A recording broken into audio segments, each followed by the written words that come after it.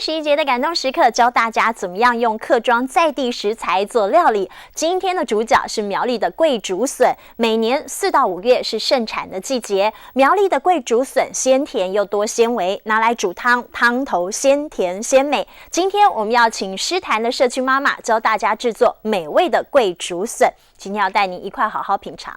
这样，好，放进去。像这个竹笋呢，一般采就像这样的竹笋呢，这样最刚好采了。每年4到5月是桂竹笋盛产的季节，想要品尝，跟着诗坛农民的脚步，就能够收获最新鲜的桂竹笋。新鲜的么，一定要它从这边就断下来。苗栗的桂竹笋纷纷冒出头，没有农药跟化学肥料，食材纯天然。我们这边比较有嚼劲，香甜比较好。如果在比较高山的它竹笋它竹子跟我们品种不大一样，但是它竹笋没有这么好吃，纤维没有这么好。黑褐色、表面油亮的桂竹笋，不论是要炒、要焖或者是水煮，都很好吃。而做成桂竹笋排骨汤就会更加的美味。开水烫过，用开水烫过杀青。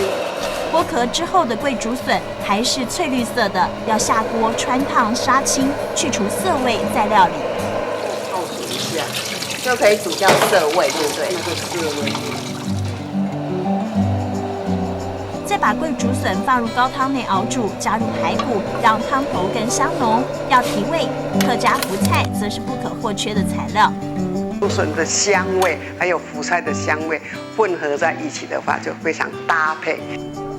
简单的食材也能够带出浓郁的汤头，再加入一把盐巴，就能够品尝到桂竹笋的清甜。最健康。上菜喽！上菜了，好好吃的，好新鲜的竹笋啊！细嫩鲜滑的桂竹笋，鲜美又可口，汤汁更是清甜顺喉，所以很容易让人一碗接着一碗。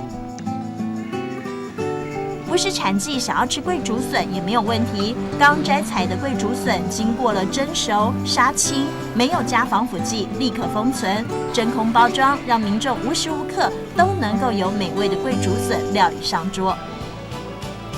黑亮的硬壳被卸下，鲜绿了初夏客庄的味道，是福菜的配角，是煲汤的提壶，一只只桂竹笋，美味客家餐桌的感动时刻。